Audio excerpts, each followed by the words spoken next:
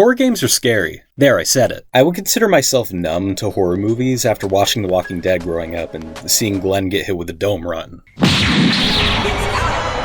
Over the years, I found myself wanting more. I wanted to be immersed in what was happening. I wanted me timbers shivered. But so far, nothing has gotten under my skin the same way games like Alien Isolation did.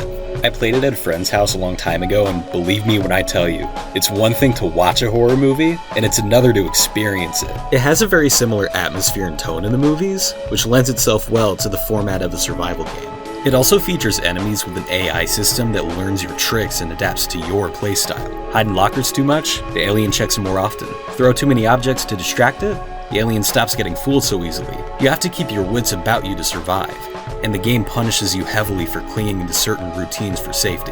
This is the best way to build tension. You are in control, and if you don't learn the rules, you're gonna suffer. Looking back, it's pretty clear to see how far we've come in the advancements we've made so far. More and more games are coming out with elements like these that enhance gameplay and drive the experience in ways we couldn't dream of a couple decades ago. We see examples of this in games like Dead Space from 2008, one which Alien Isolation shares a lot of its DNA with. While I can't overstate how much I love games like this, they always felt more concerned with gameplay rather than story. Most people seem to agree. Some of the best-selling games of all time aren't story-driven. If we want to find out how the interactive medium of video games influences the stories told, I want to know one thing.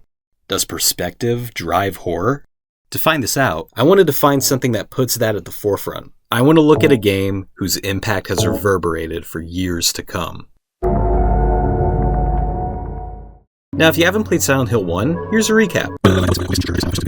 Alright, if you couldn't already tell, out of every Silent Hill game, Silent Hill 2 is the one talked about the most online. It is the highest rated Silent Hill game ever, and is cited as one of the best horror games of all time. It's a game that really unnerved me, and it really makes me appreciate video games as an art form. The story follows James Sunderland, a man who comes to the small town of Silent Hill, which appears to have a severe case of brain fog. The game starts off pretty strong already with its introduction, a single dirt path leading to the town with an uncomfortably long duration, and surrounding dense fog, making it feel like you're descending into something dark and unknown. This is reinforced with a low, eerie soundtrack, combined with the sound of only your footsteps.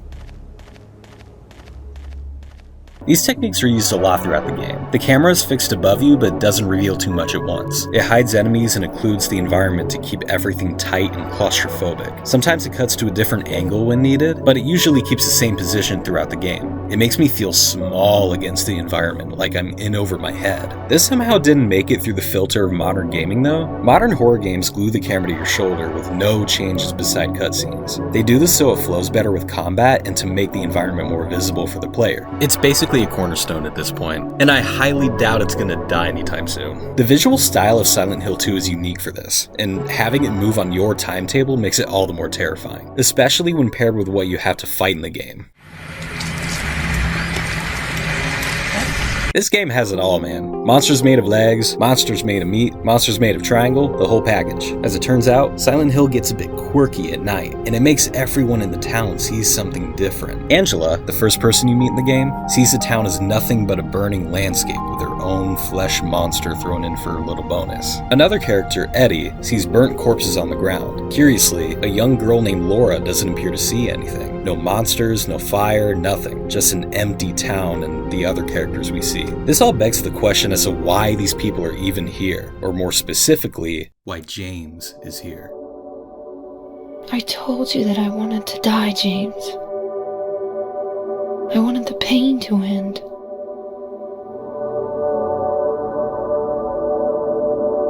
That's why I did it, honey. I just couldn't watch you suffer. No, that's not true. You also said you didn't want to die. The truth is, I hated you. I wanted you out of the way. I wanted my life back. James, if that were true, then why do you look so sad?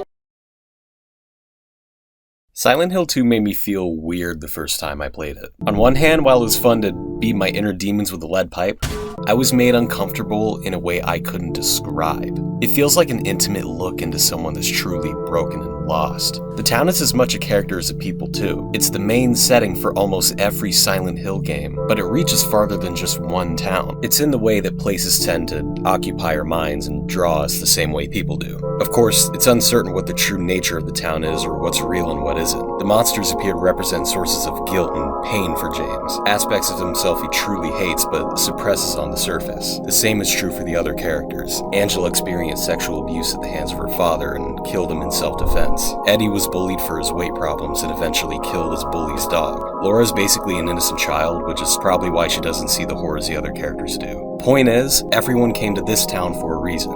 The pain must go somewhere. That's what I think this game is about. It's not just about how we carry our burdens, it's what we do with them. Will we succumb to the darkest pits of misery and get consumed? Will we give in to our darkest impulses and become the monsters we fear? Or do we move on and build something better?